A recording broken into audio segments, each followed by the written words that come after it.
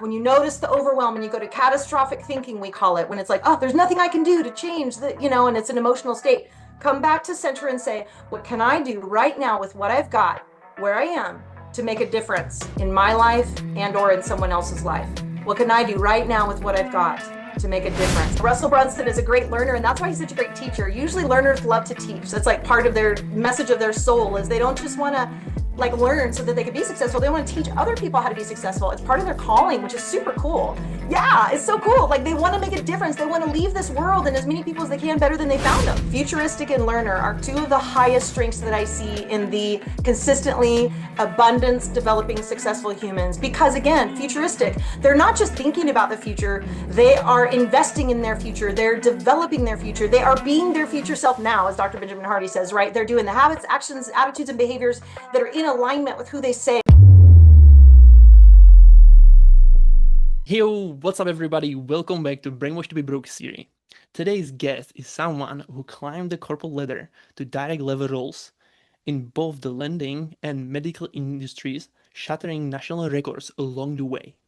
But her real mission kicked in when she found the world of deep personal and professional development. She is a Clifton Strengths trainer, a hiring expert, and well-being plus mindset coach for none other than Russell Brunson in a Circle Mastermind. She's also a keynote speaker, an accidental comedian, and, according to her therapist, clinically addicted to humans. Apparently, it's a real thing. So now, when you were warned, welcome to the show, Sheli G. Welcome, Sheli. Yes, thank you for having me. Hello, hello. Thank you so much for being here. It's really honored to have you here. I have questions prepared, like so many of them, and I'm really excited to dive deep with you to certain topics. But before we do so, I would love to hear a little bit about more like your backstory. How did you get into what you do and so on? It is such a crazy journey because sometimes I meet people and they're like, I went to school to become a nurse and now I'm a nurse, and it's kind of a very simple trajectory, and mine didn't look like that. I went to school for English education, speech communications, to be a teacher, and then I realized I wasn't supposed to work in the public school system. They'd probably fire me, I just wouldn't fit in there. And so then I went into lending. I just got a job in lending. I hate math, but I liked people. And so I just started working my way up through the system from a ground floor level up into management. And then I got into what we call in the States mortgage brokering. So helping people with house loans. And I did that and I loved it until I didn't love it anymore. But meanwhile, I took a really deep dive, 3-month long Mm, personal development course. mm, We would get into the room every other weekend, and 40 to 60 hours a weekend. We would just do process after process after process. And it really changed my life. That was when I was 26 years old. And so that really set me on a course for, a lot of that deeper professional development work, which I love combining with personal development or professional development, because I think personal growth is the biggest super secret, sauce to your superpowers as a professional, whether it's corporate America, entrepreneur. So, that's led me to what I do today, and I love, love, love it. It's been a crazy ride, very unpredictable, but amazing. right. Yeah, that's really interesting because, you know, personal development is just not just like typical topic to go for. Like especially like from like doing, changing the trajectory from corporate job or studying something and then just shift it into something like personal development. Most of the people even they don't even know what does it mean. Uh, Yeah. so, but I would love to go back into into your young childhood when you've been raised. Um, what the script look like for you? Like your parents supported you every way possible, or it was like that you need to like you should follow this type of script that everybody does and to fit into this box basically. Yeah, totally. That's a great question, because I know a lot as a coach. I've heard a lot of people, if not most people, are told, right? We're told by parents or society or religion or stereotypes. Men should do this, women should do this, or shouldn't do this. And my parents never did that to me. I'm really grateful. They were very loving and supportive. They were amazing people. They both worked very hard, but they also gave back a lot. They were very philanthropic and, helped people. And my dad was a very a motivational human. He was a financial planner for a long time, but he also taught Sunday school and he was an inspirational speaker. And he worked with Zig Ziglar at one point. I don't know if you know who Zig Ziglar is, but like back when Zig was a financial planner, before he became the like grandfather of motivational speaking, he was a financial planner and he and my Wow. dad worked together. And so Mm, they were putting on those dinners to try to woo new clients and stuff, right? And Zig went off and was like, I'm just going to go motivate and inspire people mm, and teach them, you know, how to sell and how to live their best lives. And I know my dad always wished he would have done it. So I learned a lot from my dad. And even though I kind of made fun of him when I was younger, because he was always making me listen to Zig Ziglar tapes and like he was baking that basically that positive psychology and that personal growth into me from a young age and that spiritual development. And I know that's a huge part of why when I found personal growth at 26, that deep dive, why it really assimilated with me and, you know, became really a calling in my life to help bring about the what's next of personal growth. wow. So would you say that it was like your idol, like something that actually drove to this type of, being in the personal development thing that you actually like when you saw your dad with somebody like a Zig Ziglar, being being associated with that person, was it something that actually like led you to that path because of that? I think it did more subconsciously Mm, than consciously because when I was younger, I was like, he was like, you have to meet my friend Zig, rah. And interesting. we go to this event and we go backstage and I'm talking to Zig, but I did not understand who Zig was, you know, like there was a huge coliseum full of Oh. people, but I still took it for granted. I didn't I Mhm, didn't understand it enough to respect it. And so I can see looking back mhm, how much that influenced and taught me. And even though I was always like, oh, dad, I know you love your friend Zig. Yeah. Like, once I left home and I went to college and I started working, and then I went into personal development, then it all came together. It was like all of the mhm, pieces of the matrix came together and made sense. And then I realized, oh, this is like, yeah, this is what I've been groomed for or prepared for my whole life, even when I didn't realize that's what was happening. mhm. That's very interesting. Yeah. What is your take on when when you've been in a school? I don't know, have you been studying like or been planning to go and study like uni or something? What is your take on the this the way that we're supposed to go and start our life right from the get-go into debt? Mm. Oh, as far as like go to Student college, get loans. student Yes. loans, all the Mhm, things. Yeah, I mean, obviously, this is a really big topic. mm, And, you know, so many answers I feel like start with it depends, right? It mhm, depends on so many things. I mean, if you are really clear you want to become a doctor and you're just crystal clear and you're just going to do that no matter what, then mhm, and if you don't just have the money from family money to mhm, go do that, you're probably going to have to get into debt. And so who mhm, am I to say that's wrong if that's your passion, your calling, that mhm, what you're committed to? But you know, there's that example, but there's another example of what about the person that wants to be an entrepreneur? They're an innovator, they're a creator. We have more tools now than ever before, whether it's ClickFunnels, AI, VR, all these things at our fingertips, and the accessibility is insane. It's not like anything an entrepreneur's ever seen before. So if that's your passion, awesome. Maybe you just need to do some kind of work and then you start that side hustle and then build it up. Or maybe military is your passion and can be like a foundation where you either can have them pay for your education later, or maybe you become career military, or maybe afterwards you integrate into a W-2 job. There's so many different paths. And so I think to tell people you should do this or shouldn't do this, it's not really for any of us to say because mhm, our journeys look really different and mhm, your opportunities and your challenges look really different. So I think it's about what are you called to? What are you mhm, moved toward and driven towards? And what are the things that you're like, that just doesn't feel like in alignment with me, or it's not the right timing? I think we should honor that with each other. mhm, mhm. It's really interesting um when you actually deciding like right from the young age when like when you have either I'm going to go and be employed or I'm going to decide I'm going to go with the entrepreneurship journey.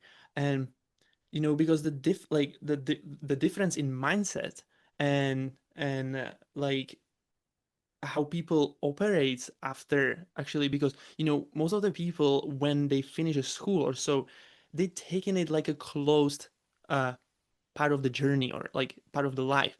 They don't educate themselves as much as they should, or like it's really like mind-boggling to me that, like, for example, my siblings, they're just, they don't care about what should their life look like in the future or so. They're just living it right now, and they don't care about what they can do with their life, or if they have enough money, or if they have enough security for, for their future family or so. And this is for me, like, I can't stand this. This is just ridiculous to me. I would love to, like, I want to be able to provide for my family, have the security, and be able to, do things that I love to do and help others along the way, because this is like, I have so much passion to actually help others building and changing their lives, having, like, I don't know if that was for you, like, this type of decision that you had to made, and what drives you actually to decide that you're going to with the entrepreneurship journey. For me, I wasn't clear as a young person. I mean, I know people that decided as a young person, right? Mm, Doctor or even missionary, or I want to start my own business. And I didn't have any clarity around any of that. And I don't think that's right or wrong. I think timing is everything, and our journeys look different when we learn things, when we break through. mhm, It's all different based on not only DNA, but also like the experiences and the humans around you. And so mine's just been more of an experiential journey. Like as life happened, I kept learning and iterating. And so for me, like I remember the moment as a mortgage broker, having well, first I was in lending and we were helping a mortgage broker that was self-employed. And he would bring the deals in and basically we would do most, if not all of the work on his deals. And we're cutting him these big checks. And I remember cutting him these checks and going, this one check on this one deal that I did most of the work on is bigger than my check for the whole month. Like I'm working all month long, and this guy's just do do do do do. He was driving this cool Corvette at the time, and I'm not saying he didn't work, but I'm not sure how hard he did work because literally he would get like a lead and he would bring in the basic information and we did all the work on it. So that was when I first started going, I could do this. Like mhm, I could be a mortgage loan officer, and I loved it and I was good at it. So that's the first business that I started was a mortgage brokerage. mhm, And, from there, I've had multiple businesses. To get out of mortgage brokerage, I started an online eBay business because I wanted to be home more and stay and have children. mhm, And so because I, figured out how to create the first business, I shut that down and was able to create the second business. And so then once you innovate, right, you learn how to innovate. But some people, have you heard of the Clifton Strengths assessment? no, no. Okay. So it used to be called Strengths Finders. It's an Mhm, international best-selling tool. It's in over 30 languages, last I checked. mhm, It's an amazing psychological assessment, and it just basically tells you your highest and best strengths. And with those strengths, I can tell people somewhat of why you might be more futuristic, like you as an individual might think more, obsess more, and even create more and innovate more of your future than someone else. Someone that has mhm. futuristic lower in their I strengths. see. They want consistency, they want security and discipline. And so sometimes that makes a better W-2 employee. Mhm, And sometimes that may be our wiring, but it also may be they've had some trauma. They've had a lot of, shifting sands under their mhm, feet, or things or people that have come and gone. And so they want that consistency and just that sameness of life. And they don't want the risk and the pressure of entrepreneurialism. And so we all are very different, like the way that we handle today, the way that we handle our futures, and how we look at that. But I think Clifton Strengths is one great tool to kind of get a baseline if you have a good coach with it. If people don't get coached with it, I feel like they don't really leverage it at all. But if you have a good coach, you can start to understand, oh, this is me. And this is why I might be different than my siblings this way. Or like, this is why Russell Brunson is different than other people. It's not mhm, just the grind and working harder. It's mhm. like he's driven to innovate. He's Wow. got Mhm, competition as his number one strength. And so that mhm, guy is going to win or he's going to die trying. Like it's part of his tenacity and it's part of mhm, what makes that up. And for all of us, it's different. But it's like when we know that part, we can kind of figure out what strengths can I leverage? What things can actually get in my way of mhm, success? And mhm. then how do I, manage that? Wow. Wow, I didn't know about that. This is really interesting. Yeah. Because I can say when you've been saying like how the prospect is actually like um, naturally created, right? It's This is really interesting topic because I would say also about me that I love to compete like super hard. I've been playing football from young age, and I've been always like the best performance, just doing and like as crazy, right? Yeah. And it's just yeah, it's really interesting. I will for sure check that out. But recently I had a conversation with my younger brother, right? And the conversation, because I love to talk about business so hard, and it's sometimes it's super scary how different mindset you have Yeah. Yep. between like and how fast you grow also. Yeah. Because then, for example, because when I live in different country, it's like you can see I see my, for example, siblings or parents like after a year, for example, sometimes. And the distance between when we met last time and when we are now, it's like they don't know me anymore that much.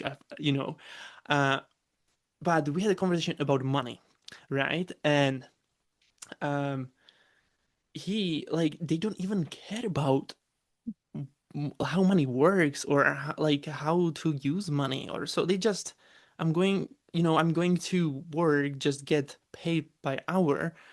And this is for me like, okay, but you don't know what to do with those money, or you just spending those money, you are not saving, you're not, dividing the money to chunks or doing something with those, like, just normal, um, financial literacy. And I would like to get to this topic. When you've been growing up, and did you actually had to figure this out right from the beginning, or when it comes actually that you had to start being aware of financial literacy and so on? Because in a school, this is one of the biggest topic that is missing actually, or even in Yeah. no- in in lots of people's lives it's missing this. And that's why this is the real, like, even though if you're not going to go on for entrepreneurship, but you're still going to be employed, you should be at least aware how to operate with money. So what is your take on that? Right. I mean, you're right. I think it's often missing from both home, which is the best place to learn it if you have whether it's parents or whoever's raising you, whoever your guardians I'm might be. yeah, I'm teaching them how to operate with money. This is Yeah. And so insane. how old are you compared to your siblings? So my youngest brother is 5 years younger. But I'm teaching my parents about Yeah. money, and we Yeah. are 25 years difference. Yeah. We are And so how old are you? 28, 28. Okay. And so your brother's like 23. 23. Yeah. And so again, part of it depends on your life experiences because those definitely shape us and how much mentoring have you had up until this point, who's been around you. Um, Also, were you accepting of the mentoring? Were you not interested yet? Because we mature at different times, we become interested at different times. And oftentimes it's because of pressure that makes us more interested. Like the first time you can't buy something you want or pay a bill and you go, oh, I'm going to need to manage my money better, or I'm not going to be able to, like, it's kind of like marketing, right? Like people respond to pain, we respond to pressure. Unfortunately, sometimes, like, I wish we were just more proactive and we were more futuristic. But again, futuristic we see like in the inner circle, in Russell Brunson's mastermind inner circle, I see a lot of futuristic.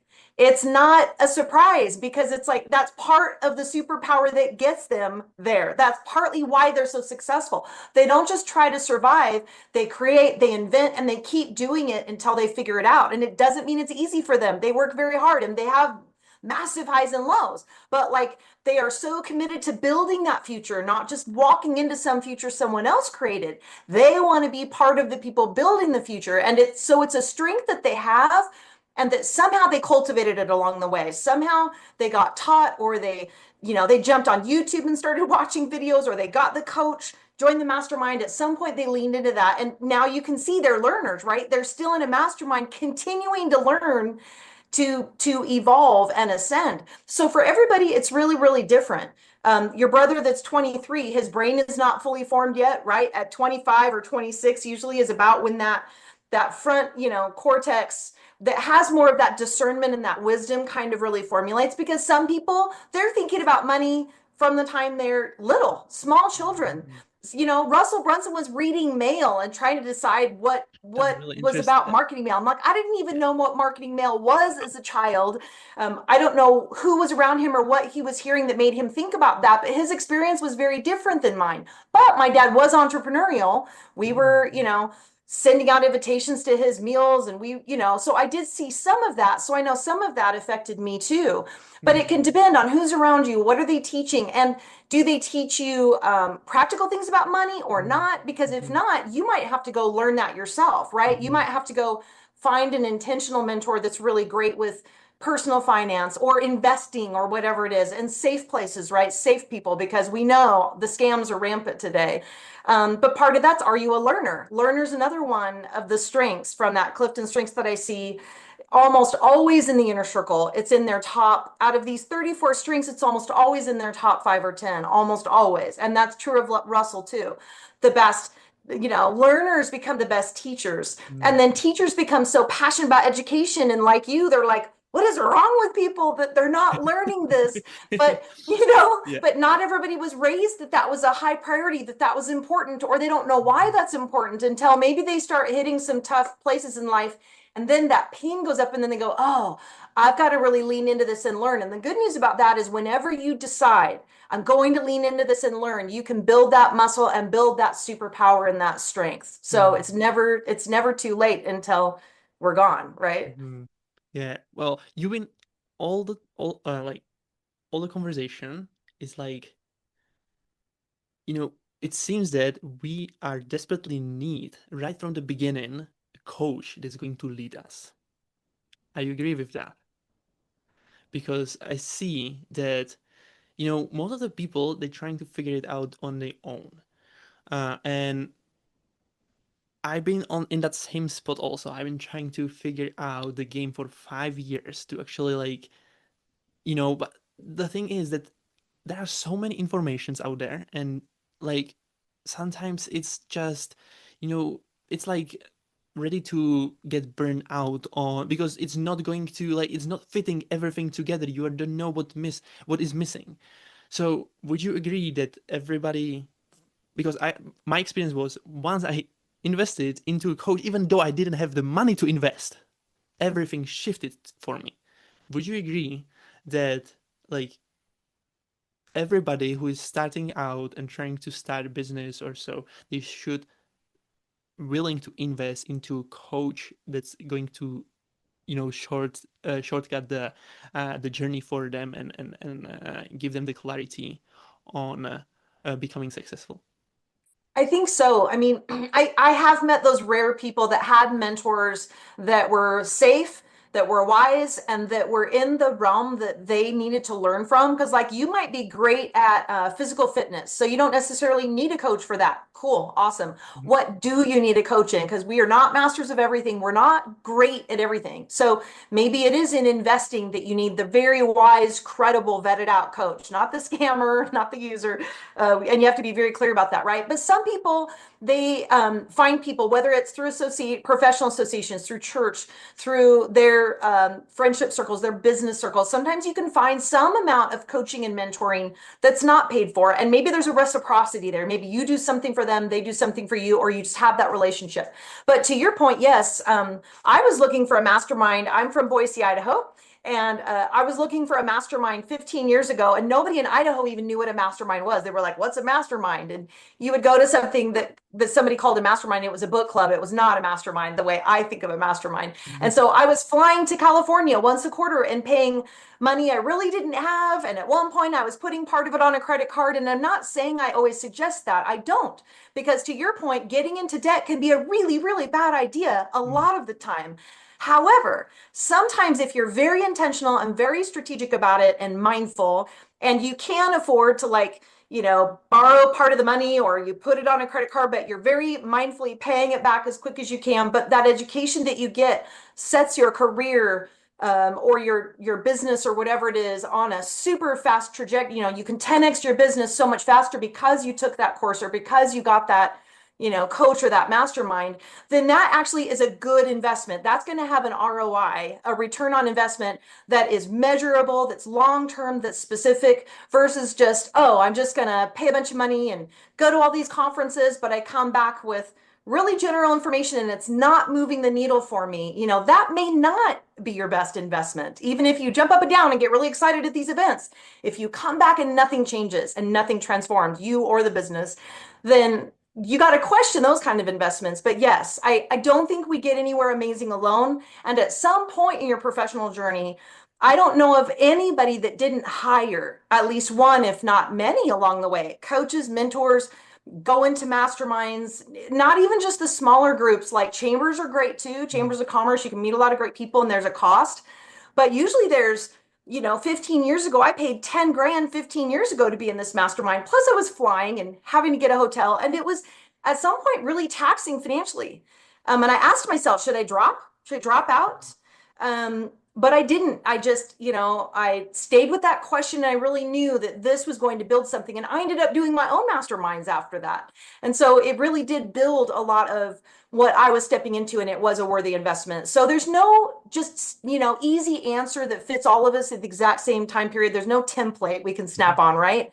But I think 9 times out of 10, yes, you're going to need to Mhm. pay to get an amazing mentor that is safe, that's credible in what you really need to learn, or just be held accountable. Sometimes we just need that accountability to create momentum and keep momentum going through those Accountability is huge. challenging times, right? Yeah, accountability is huge because that was, I would say, that was the most um, rewarding piece when I joined the coaching program because of Yeah, other people and how we actually been able to grow together and support each other.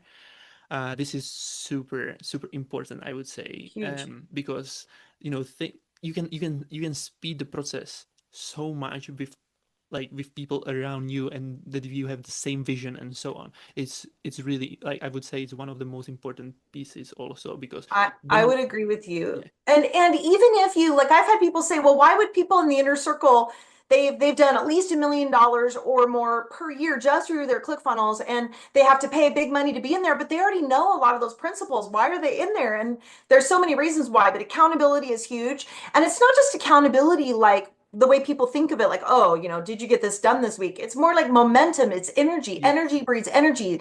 Ideas breed ideas. And so sometimes the much. mastermind effect is you have an idea and then I add to it and then somebody else tags on. And now Hmm. that thing has evolved and it is morphed into the thing Hmm. that is actually the thing that you integrate. And it would not have happened in a silo with you on your own. Hmm. You put brilliant minds in a room, and you also notice that you're not the only one struggling sometimes. And Hmm. that is a relief. It's like, yay, I'm not the only smart human that struggles and hits walls and has things burned to the ground. And even the most brilliant people in the world, they have as much or more of that than everyone else because they're risking more and they're grinding it out more, but they also have more belief and faith in who they are and what Hmm. they're doing. So And good. that solidarity of coming together, we celebrate the wins, we help each other through the challenges, and together we put these things that we know together in a way that they land differently. And I think that's part of the magic. Yeah, what would you say to somebody who, you know having some roadblocks in front of them and that keeps them stuck, like to perform better or just doing the work? Because in the end it's all about taking an action, bold action, just do the thing and make it all work with the right plan, and and having those principles in line, that actually produce the outcome that we want. But in the end it's all about taking an action and repeating the process, trying to use, if you don't getting the correct outcome, you need to adjust the input, and then just repeating the process all the time until you're going to hit the goal that you are desired. What would you say to them, because you are in the mindset space? What would you say to those people who are struggling to take the action and make it actually go, like do the work? Yeah. Well, it depends, but I'll take a stab at it, right? Because we're also different. We've got different challenges, different opportunities, different DNA, and different levels of energy versus, who's depending on us at home. And there's so many things, right? The first thing I always have people do is take those Clifton strengths, because if you are trying to hack someone else's strengths, you're going to continue to hit the wall, because you're not going to be able to create success like somebody else does unless you are really, really similar to them. So oftentimes we see somebody, whether it's a Brene Brown or a Gary Vee or a whoever it is, and we're like, oh, I'm going to do what they do and then I'll be successful. But if you're trying to be someone else, they have leveraged their strengths really, really well. Tony Robbins, like any of those people, they've leveraged their strengths really well. And by the way, all of those strengths have a shadow side, so don't be fooled. They have struggles, they have fears, and they have times they, have the imposter syndrome. Like everybody has it. I swear to you, everybody in the inner circle has imposter syndrome. They probably have it worse. And so part of it is figure out, what are my highest and best strengths? How do I leverage those? How do I be me?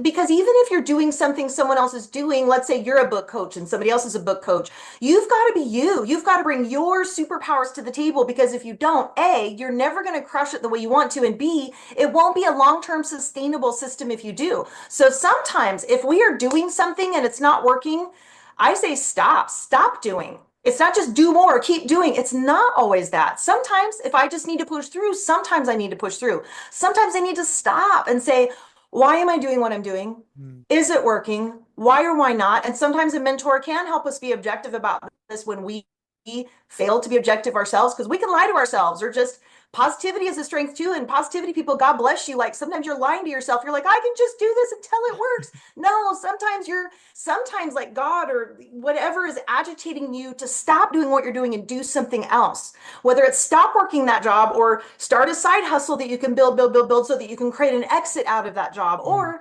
stop doing this job. Like my mortgage company, I wasn't destined to do it forever. It doesn't mean it was wrong that I did it. It was right for those 5 years. And then it was Mm. right that I closed the door and I move on. So what I always ask myself, what is the message? Your body, mind, and spirit. Like our bodies give us messages. When your tooth hurts, you're supposed to go to the dentist, right? Don't ignore the message. When you ignore the message, your tooth keeps decaying, right? The cancer keeps growing. Listen to the message, because that's either your body, mind, or your spirit saying, hey, look, we got to reassimilate something. Now, if you're just tired, maybe you need sleep, maybe you need better food, you need exercise, you need sunlight, you need to get into nature.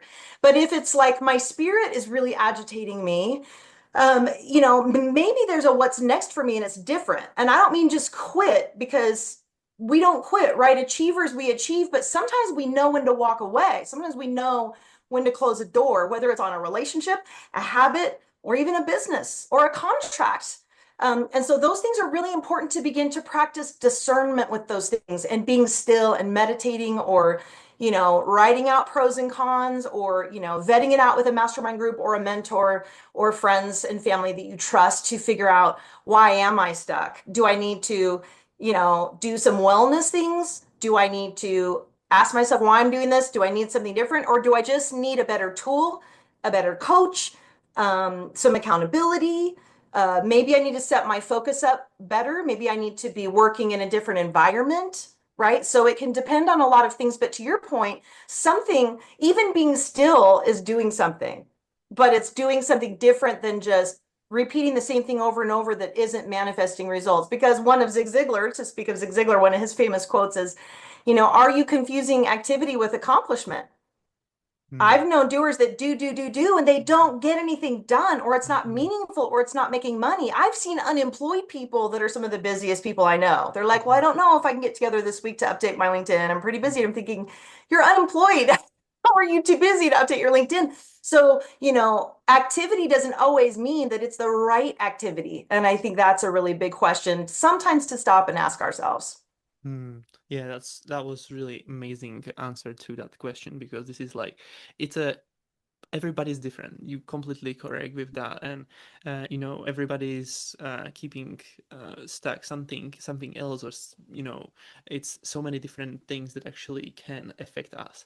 Um, but what would you like? What is the most common topic when you are working with those high achievers? Mm. Like, what is the most common topic that you are talking about, trying to solve, or like to make to actually figure out how like how to perform better, or what is the topic they are usually, like, those higher achievers actually talking about?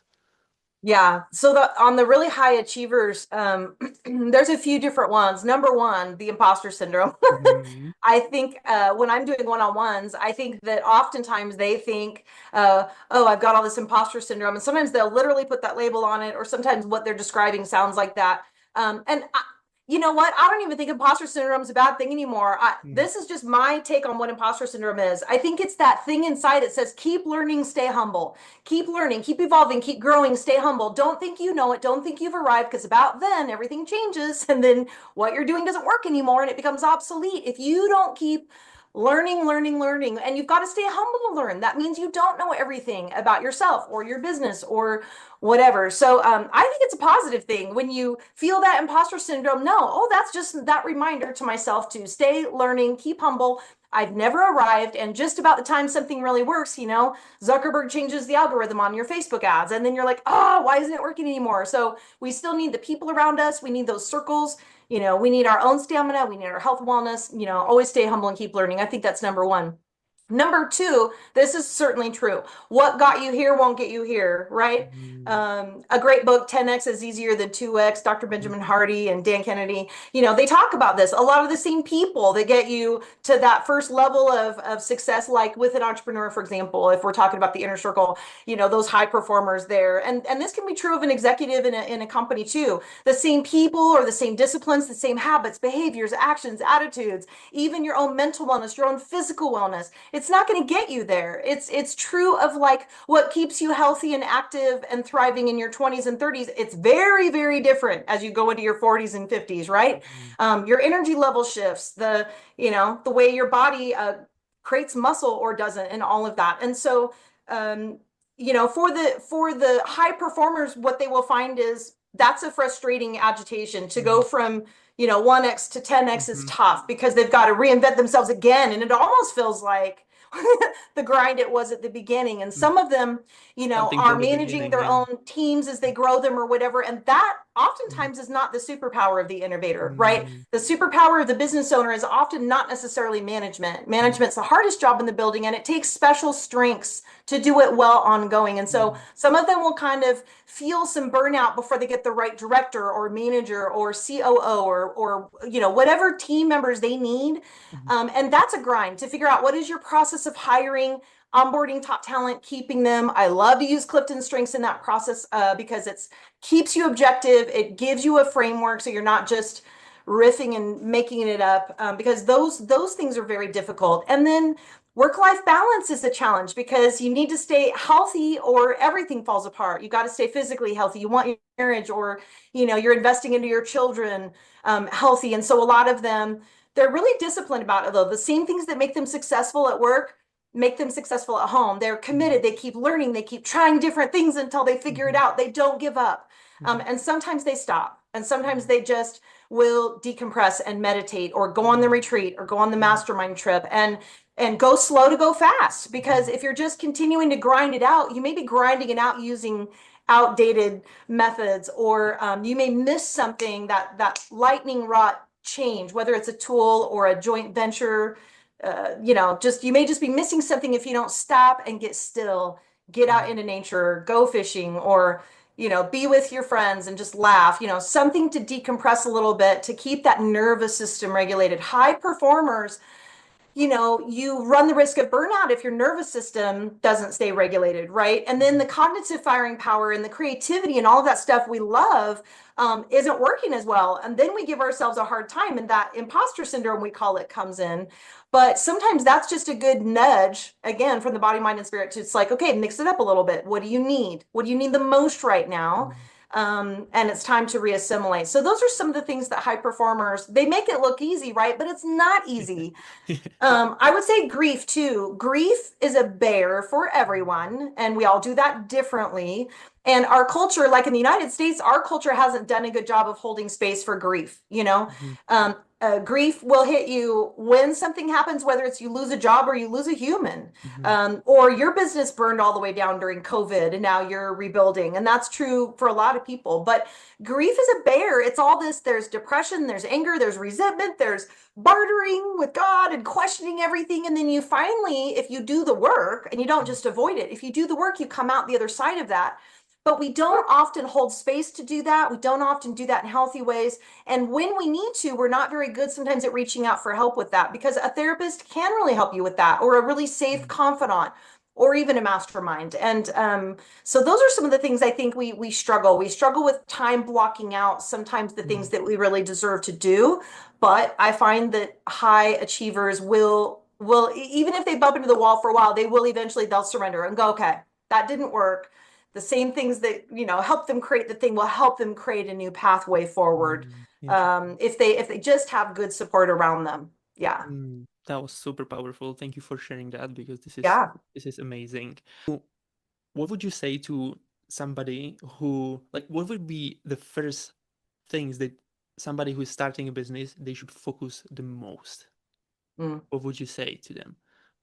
Well, that depends, because I would ask them a lot of questions, right? So I think it would just depend. Like when you say stuck, maybe give me a more specific, like Okay. are they So stuck in what let's way? yeah, let's say that for example they are um, having some mindset blocks that actually they don't believe in themselves to Mm. start, for example, something that actually going to be successful, or like something that they have like um, something that actually like stops them in performing the way that they should to actually make the thing Yeah. successful, like some type of anxiety that actually stops them Mhm. from doing it. Well, and anxiety is a big one. I mean, there's a lot of people that struggle with anxiety. That's a pretty widespread thing. I think we're on content overload. We're so busy and we're often dysregulated. So again, sometimes anxiety starts in the body, right? Are you getting enough sleep? Are you getting enough good sleep where you put those electronics away? They're not even in the room. It's dark, it's cold, it's quiet. And you get those solid 7 or 8 hours of sleep the majority of the time. And if not, there's a lot of sleep hacking that you probably need to do to get there, because that can set the course for a lot of success or a lot of impediment to your success. Mhm. Same thing with the things around you. What are the people around you? Do you have good, healthy, supportive humans around you or Mhm. not? If you It's can, a big topic dial also. up those circles around you. That can help regulate your nervous system. There's some people that make us very anxious, very tense. If people are chaotic, if they're mean, if they're gaslighting, if they're abusive, that's going to dysregulate our nervous systems, and that can cause a lot of anxiety. So Mm, can foods. If we're eating a lot of unclean foods with the dyes, with the chemicals, mm, caffeine is a really big booster of anxiety. If mm, you have anxiety and you know that, like you have that tightness in your chest, you struggle breathing sometimes, you can just feel that tension. You have the phobia of getting on a live or doing a video or walking into a room, you just feel that anxiety. Lay off the caffeine, get off of it, stop with the caffeine, because we think it's supercharging our energy, but what it might be feeding is your anxiety, and it can make it at debilitating levels where it's very difficult to overcome. mhm, So you're kind of not helping your system, you're making it harder for your system. The best dopamine hack and oxytocin hack is exercising. Exercising gives you mm, organic, natural, right, energy, boosts the self-esteem. It's a natural antidepressant, and it will naturally release those chemicals that give us that energy. Even going out and moving your body, go out once an hour, get away from the screens. We're not supposed to sit all day, we're not supposed to look at screens all day. Go walk around the block in nature, or go climb a mountain, or do something and move your body as much as you can to get the blood flow going and all of that. Sometimes anxiety is coming again from the agitation that maybe I'm not, maybe I don't know if I'm, maybe I don't know that I know that I know I'm doing what I'm supposed to do. A lot of people struggle with that. And a couple of books I really like. I love, love, love Dr. Benjamin Hardy's book, Be Your Future Self Now. I can't recommend it enough. He's a PhD, a wonderful man, and he lives out everything he talks about in this book. And he doesn't just talk about work, he talks about family and health and wellness and all of it. And he talks about things like anxiety. And, he gives very real stories of not only other people, but himself too, about overcoming some of those things to, create the life and the person that he wanted to be, and then continue to build out the person that he wants to become in the future. Because if I say, well, I'm going to be worth this much money 5 years from now, or I want this health and wellness, or I want this relationship, those habits have to start today. Domino, domino, domino, right here, right now. Those actions, attitudes, behaviors. I have to act like I am that future self now in order to create that future self. So he gives all kinds of frameworks, and there's downloadables when you go to his website. If you buy his book, it's on Audible too, but he'll walk you through it every step of the way, all of the things to do. And the other book I really, really like Yes, I was like, I think I have it right here. It's Expert Secrets by Mhm, Russell Brunson. And mhm, sometimes you need that confirmation, like, am I really an expert enough to mhm, teach this and, do the videos and create the YouTube channel mhm, and throw ads on this and start a mastermind or whatever it is that you want to do. Like, his universe is made up of everybody from air fryers to, to crypto to real estate to multi-level to coaching programs. I mean, it doesn't really matter the vehicle. If you're passionate about it and you love it and you really know enough, you should be teaching it. But are you an expert? And when I read Expert Secrets, like one of the things that I was so excited about, I was like, I am an expert in Clifton Strengths. I've been teaching this for 16 years and obsessing about it. And I'm nuts about it. And I can't go a day without talking about it. And I make my friends crazy. I qualify. I'm an expert, right? But like, maybe you're not sure. And so to have somebody else that's objective kind of walk you through a bunch of things, you can kind of be like, check, check, check, check, check. Or you mhm, can notice the things that you do need to improve, you do need to lean into, learn more about, mhm, maybe take a course, maybe get coached on, and it will reveal what you're missing instead of you just trying to figure it out by yourself. Sometimes we can figure it out by ourselves, sometimes we can't. So, all of his books are really good. It may be a traffic problem, right? It may be more of the marketing traffic. Maybe you have the best thing ever, but you're struggling to get the leads and convert the clients and close the clients. And so that's, sometimes a different side of the equation, but it just kind of depends on, like, is the anxiety coming from more that health and wellness aspect, or is it coming from doubt in myself? And again, we will all doubt ourselves sometimes. It's not a bad thing. It keeps us humble and learning. But do you need that confirmation that this is your thing? Then sometimes some of these tools can really help us go a little deeper with that. And either you get more confirmation or you start to go, maybe that's not it. Maybe I do need to get into a mastermind. I've been in masterminds where someone has literally changed directions altogether, whether they've quit their job, started a business, or they just decided, okay, I already am an entrepreneur, but I'm going to pivot and go with a totally different target market mhm, because it mhm, becomes clear. The mhm. cloudiness becomes clear. So if what you're doing over and over again, it's not becoming clear, those are, some of the things that you can try to kind of shake it up, right? Shake it up and see if more truth gets revealed to you. What this is the last question I'm going to ask. What is what you can see, what is the biggest difference between people who are not successful and people who are successful and having Mhm. successful business? This is the best question ever because I'm writing a book on this right now. Wow. Okay. I'm hoping to be done very soon. I'm hoping July is my goal. Amazing. And it's Amazing. called Millionaire Strengths. And it's Ooh. because I've seen these patterns. I've seen these Mhm, patterns over time of working with the highly successful. And I don't just mean money, but mhm, like I did notice if I'm working with people, for example, who are millionaires, right? They've created, $1 million or more, but they also do it sustainably, not mhm, just like once and it goes away, but like sustainable success, not only in their work, but in their life. mhm, And I was like, what? I keep seeing some of the same strengths that kind of develop the actions, attitudes, and behaviors in their life. And I will tell you a couple of them, but you'd have to buy the book to see all of them. But we kind of talked about a couple of them. Futuristic and learner are two of the highest strengths that I see in the consistently abundance developing successful humans. Because again, futuristic, they're not just thinking about the future, they are investing in their future, they're developing their future, they are being their future self now, as Dr. Benjamin Hardy says, right? They're doing the habits, actions, attitudes, and behaviors that are in alignment with who they say. So if they say, well, I want to be a millionaire, they're saving money. It's not just about making money. That's one small thing. It's about how much you save. It's about what do you mhm, spend it on? It's about how do I invest? It's all of those things have to line up today to create that. Otherwise, there's people that make plenty of money to become millionaires and they never will because they do not have the other habits and behaviors that will create that. So futuristic is about how do I hack that future self right now?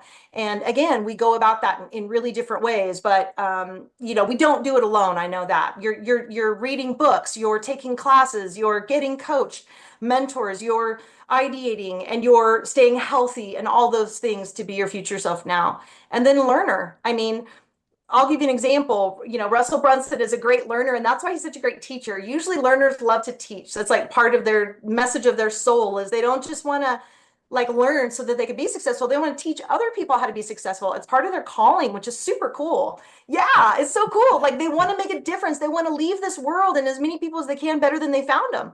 And so like this just shows you the learner brain of Russell. He was like, I heard him one day say, "Oh, I'll try 300 marketing hooks. So marketing hooks are like that very first line, right? Mm, The very first line that gets you to either continue to read and stop your scroll, or you just ignore it, keep going. So those marketing hooks, when he's wanting to do an ad like on Facebook, on Meta, he will literally test 300 different hooks sometimes wow. in order to figure out the one that works. And this is the guy that arguably knows a lot about digital marketing in the world today, right? He's created tons of millionaires, but like he is still testing that many hooks because he's not assuming he knows it all. He's not assuming in this moment he knows what Zuckerberg's doing with those algorithms. So he's testing, testing, testing, and reading that data, and he's Mm, making course corrections. He's learning, learning, learning, and then he's teaching what he knows. wow. And so I think really great teachers, mentors, coaches do that. They are voracious learners. They continue Mm, to stay at the top of their game and at the front of the line so that people that maybe don't have as much time or energy as they do mhm, to learn, they'll come learn from you because you can give them the notes and say, here's the latest and greatest in this mhm, space of what I know, mhm, right? Those are two really, really huge things. And the other thing I would just add, I'll leave you with a third one. They definitely have a very positive outlook, but it doesn't mean denial and it doesn't mean fakey, superficial, like everything's fine. Everything's not fine. There's a lot of challenges in the world today.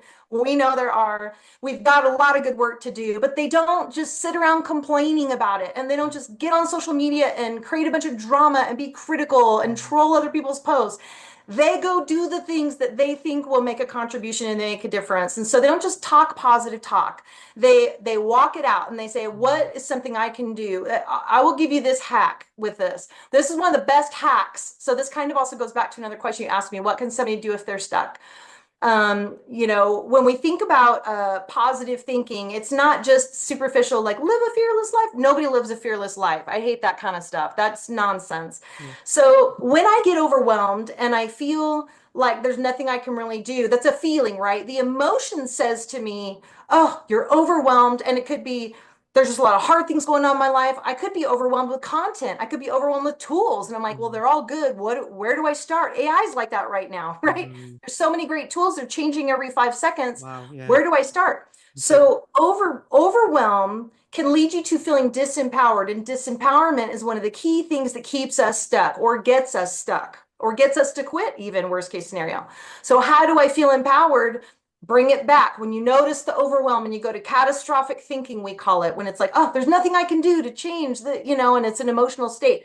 Come back to center and say, what can I do right now with what I've got, where I am, to make a difference in Mhm, my life and or in someone else's life? mhm, What can I do right now with what I've got to make a difference? Even if it's small, I don't care if it's a tiny thing. Maybe you can send a nice note to somebody you haven't talked to for a while and make their day. Maybe you can open the door for somebody.